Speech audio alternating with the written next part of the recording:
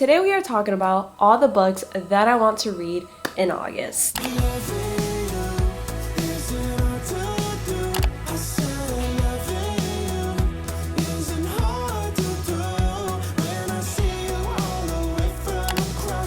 For some reason, this TBR consists of different series, and I don't know what has gotten into me, but apparently I want to read multiple series this month. But I do have a couple standalone books, so let's start with those, and then we'll dive in to the books that are part of a series. The first non-series book that I want to read this month is People We Meet on Vacation by Emily Henry. I can't remember if this was on my TBR last month. It probably was. I never got around to reading it in July, and I definitely want to read it this month simply because August is the last month of summer, and I feel like this is a summer book, so I want to do it justice and read it in the summer. You know, the only thing with this book is that I do have extremely high expectations. In July, I read Beach Read, and I absolutely loved that book. I gave it a 5-star rating. I still think about that book. And I also read Book Lovers back in May. Absolutely loved that book. I gave it a 4-star rating. Because I enjoy those books so much, I definitely have high expectations for this one, and I hope it doesn't let me down. I feel like I've told you guys about this book so many times now, but it basically follows Poppy and Alex, who were once super close best friends that used to vacation every summer together, but something happened in their friendship that caused them to grow apart. But Poppy is determined to rekindle their friendship. She misses her best friend Alex, so she sets out with a plan to basically take one last vacation with him, with the hopes of becoming best friends again, and they have to kind of address the big elephant in the room, which is why they stopped being best friends in the first place. I've heard a lot of great things about this book, and I am looking forward to reading it. I think the only reason I haven't read it yet is because I'm a little scared. Since I enjoyed Emily Henry's other books so much, I feel like this can easily let me down because I've also heard some negative things about People We Meet on Vacation, so I don't know. I have mixed feelings going to this book, but I'm definitely going to read it this month. Definitely will.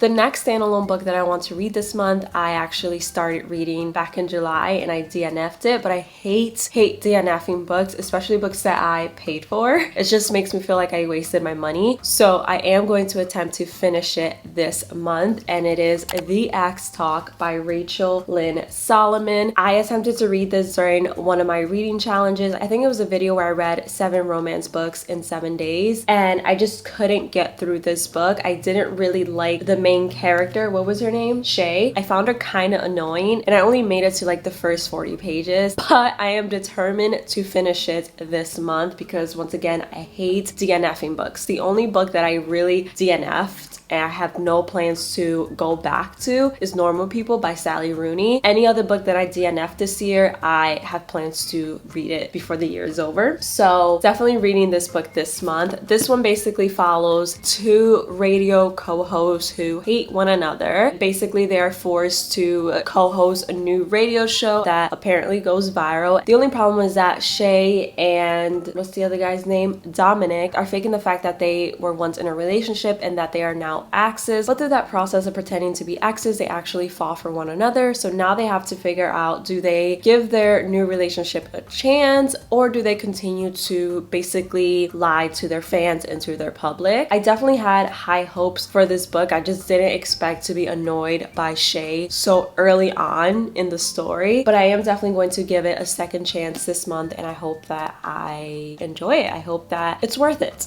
The rest of the books that I want to talk about now are all part of a series. Some are part of a long series, others are just part of a very short series, like 2 books, nothing else. Starting with the first series that I want to read this month, it is the book Hopeless by Colleen Hoover. This series only consists of 2 books, so it's a very short series. This one is basically about Sky, a senior in high school, meets Dean, a guy with a promiscuous reputation that rivals her own. From their very first encounter, he terrifies and captivates her. Something about him sparks memories of her deeply troubled past, a time she's tried so hard to bury. Though Sky is determined to stay far away from him, his unwavering pursuit and enigmatic smile break down her defenses, and the intensity of the bond between them grows. But the mysterious holder has been keeping secrets secrets of his own, and once they are revealed, Sky is changed forever, and her ability to trust may be a casualty of the truth. Only by courageously facing the stark revelations can Sky and Holder hope to heal their emotional scars and find a way to live in love without boundaries. If I'm correct, this book follows Sky's POV versus the second book in the series follows Dean's point of view. But I think it's the same story, again, just told from Dean's POV. Correct me if I'm wrong, but I think that's the case with this series. I feel like I've been hearing a lot more about this book lately, and this book came out in 2013, I believe. Recently, I've heard a lot of people talk about it, so I don't know if it recently went viral on BookTok or what the deal is, but a lot of people have been raving about this book, so I'm really excited to try it. And I love reading books from the male's character's point of view, so even though it may be the same story, I'm still going to read the second book in the series. I feel like you get a different perspective with those types of books, so definitely going to read this series, and I'm really excited too. I haven't been reading a lot of Colleen Hoover books lately, mainly because they've become so hard to find, and one of you guys commented on my last bookstore vlog that Colleen Hoover is in the process of remaking all of her book covers, so that's why they're getting hard to find. I do want to continue reading the rest of her books, so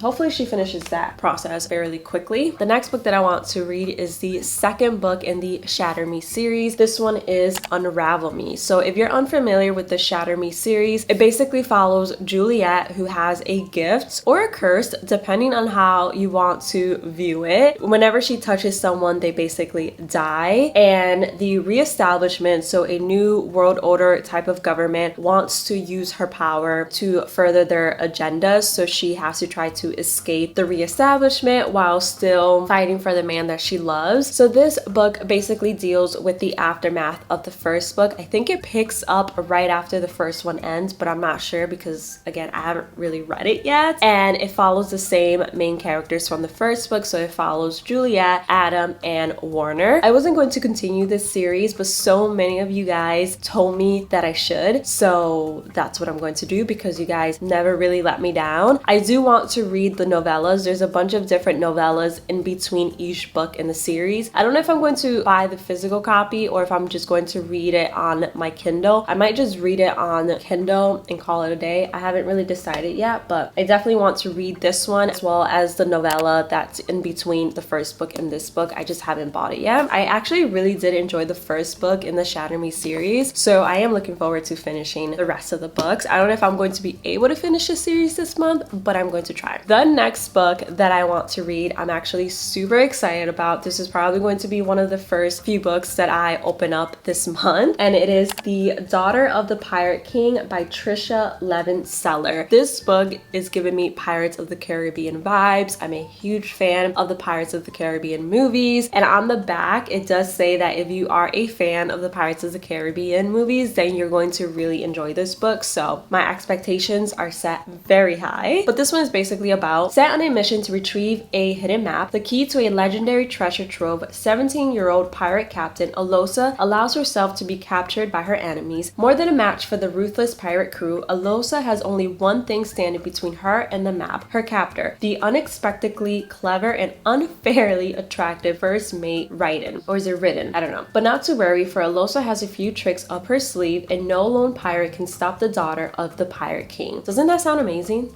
That sounds amazing to me. So this is the first book in the series. The second book in the series is called Daughter of the Siren Queen. I haven't purchased it yet, but I do want to read that book as well this month. I'll probably purchase it after I read this book. I just want to make sure that I actually enjoy this book before I buy the other books in the series. I think it's only a 2-book series. I don't think there's a third book. Maybe there is. I don't know. But I don't really like to purchase a whole series all at once because sometimes I don't like the first book enough for me to want to continue the rest of the series, so I always just buy the first book first, and then if I like the first book, I'll buy the rest of the books in the series. The next book I'm even more excited to read than The Daughter of the Pirate King, and it is The Inheritance Games by Jennifer Lynn Barnes. This book follows Avery, who has recently inherited a billionaire's entire fortune. A billionaire named Hawthorne, or his last name is Hawthorne, has basically left his complete estate to Avery, and he has never even met her, I think. I don't think they've ever met. The Hawthorne family is hella confused and